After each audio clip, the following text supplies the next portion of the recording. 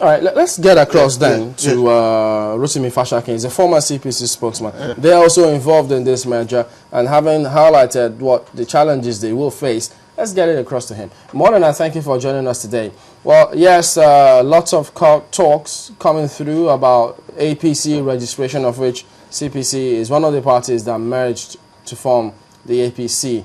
Do you agree that these challenges will happen? It's just a question of when.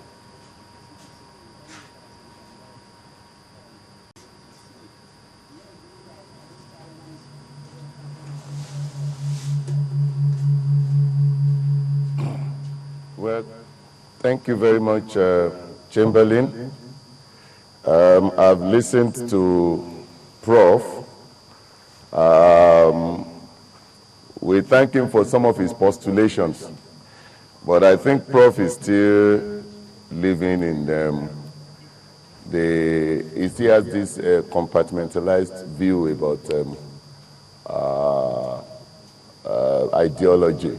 Still looking at ideology from the concept of socialism and capitalism. I think the world has moved away from that. If you look at our constitution, the nation's constitution talks about Nigeria adopting the concept of social democracy. You know, so you look at saying that the reason for a government being in power is for the security and the welfare of the citizens. That is the primary purpose of government. So a situation in which you have a government being unable to meet with that minimal, requirement, for governance, then that government has no business being there. So when you juxtapose that position with what we have with respect to PDP in the last 14 years, you will agree with me that PDP's rule over Nigeria has been a scourge on the Nigerian people. And so when we say that we have an alternative to PDP, you need to understand clearly where we're coming from. Currently, we have 11 governors in that form what we call the APC progressive governors. Go to those states where APC is in government. Look at what has been happening in Lagos State since 1999. Look at what has been happening, what has started to happen in Nasarawa State since 2011. PDP was in power for over 12 years in Nasarawa State. But you could not talk about cumulatively 5 kilometers of road constructed in those 12 years. Let me jump in and rephrase the question. APC is coming on, with a view to righting the wrong. So when we say that we are an alternative, a credible alternative to PDP, we know what we're talking about. What about when he also says that, look, you will have this kind of frenzy at the initial stage, but like all parties, he says, look, that's how the spirit is in politics here. Nobody wants to lose. When some members get disaggrieved, they will definitely move from APC. So it's not Uhuru yet. Now, let me say something clearly. I think we seem to... Oh. Go ahead. Sorry, have you finished? Go ahead. Hello? Have you finished? I think he's lost us. But yes, if you can hear, go ahead. Okay, that's okay. Okay. Now, I think we seem to have a warped understanding of APC right now.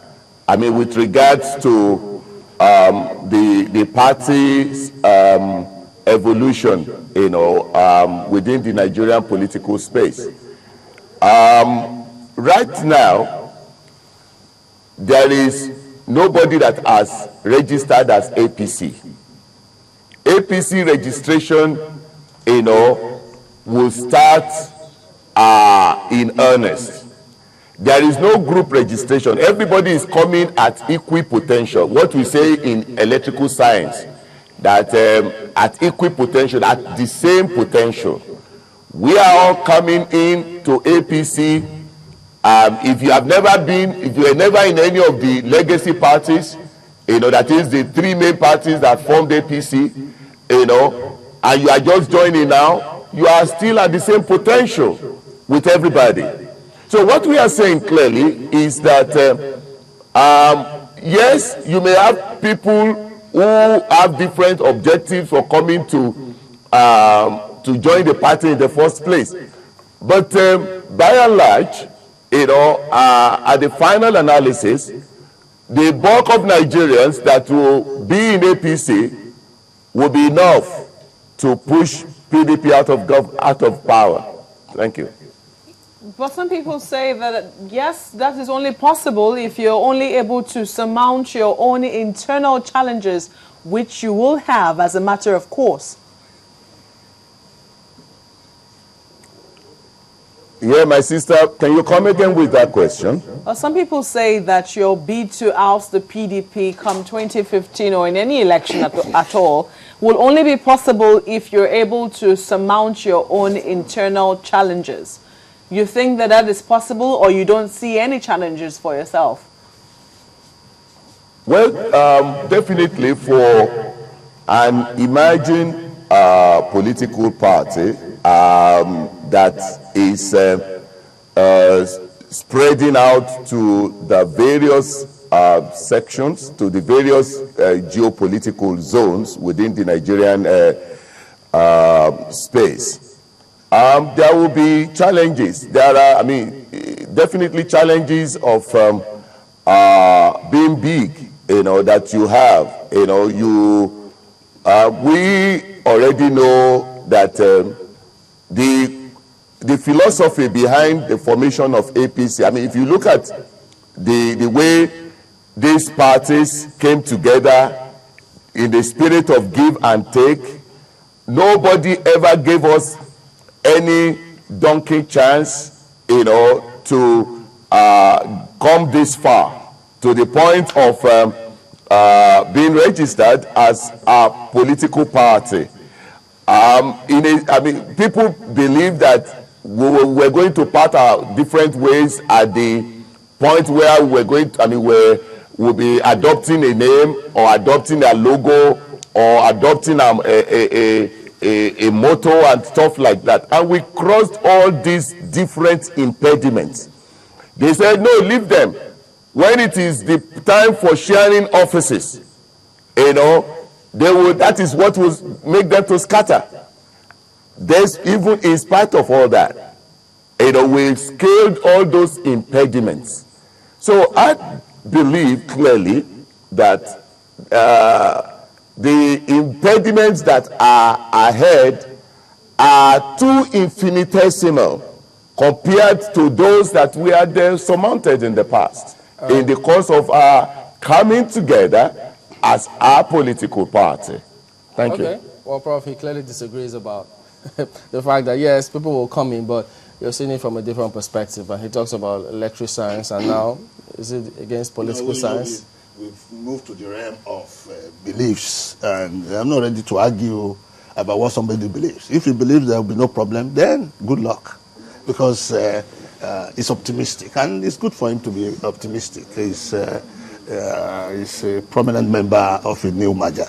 The problem, of course, is that, I think, quite honestly, the APC has an advantage. They have come with a determined program to take over federal power. And they have already in place at least two major components, and the leading facilitators, Tinubu and Buhari, already operate almost a garrison parties. So, but of course, most Nigerian parties have garrison culture. I must say that the PDP definitely has a garrison culture in which everybody is supposed to line up behind the winner.